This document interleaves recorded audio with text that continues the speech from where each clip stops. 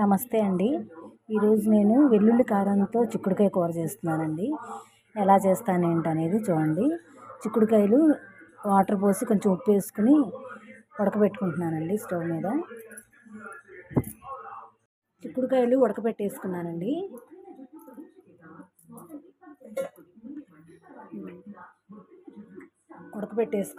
కూర వండుకుందాం ఇప్పుడు.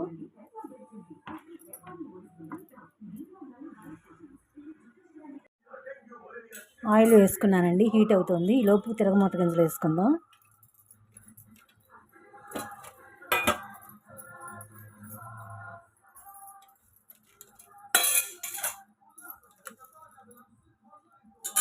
శనగపప్పు, ఆవాలు, జీలకర్ర, కొంచెం పొట్టు మినపప్పు,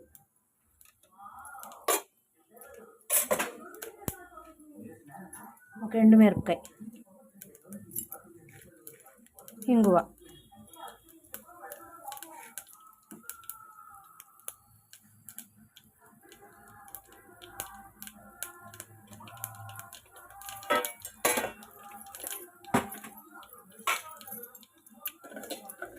దోరగా వేయించుకుందామండి.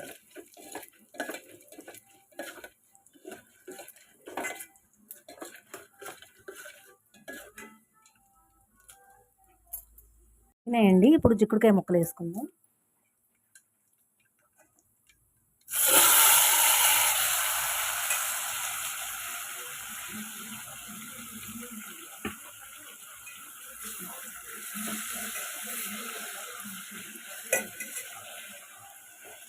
సాల్ట్ ఇందాక ఉడకబెట్టుకునేటప్పుడు కొంచెం వేసాం కదండి, ఇప్పుడు మళ్ళీ చూసి వేసుకుందాం.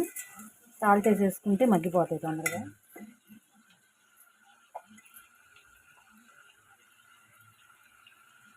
సరిపోయిన సాల్ట్,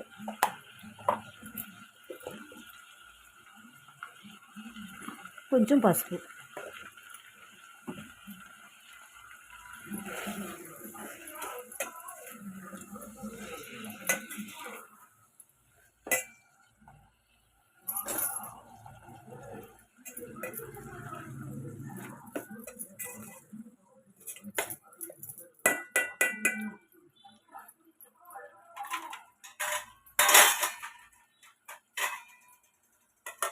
మగ్గించుకుందామండి.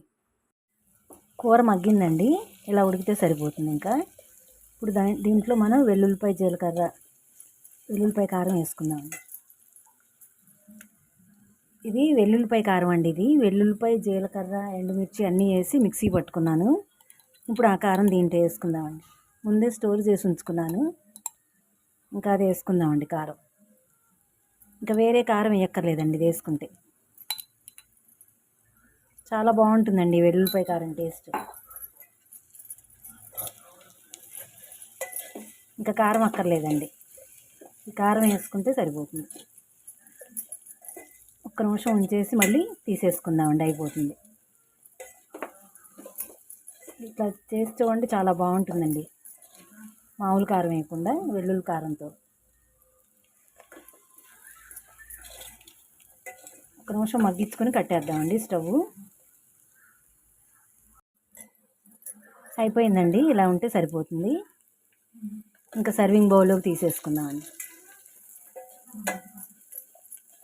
చాలా బాగుంటుందండి వెల్లుల్లి కారంతో.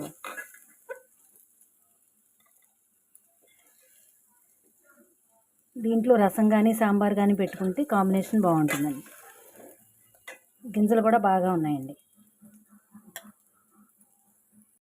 ఇంతేనండి, కర్రీ రెడీ అయిపోయింది. ఎంతో సింపుల్గా టేస్టీగా చేసుకుని చిక్కుడుకాయ వెల్లుల్లి కారంతో కూడా రెడీ అయిందండి. మీరు కూడా ఒకసారి ఇలా ట్రై చేసి చూడండి.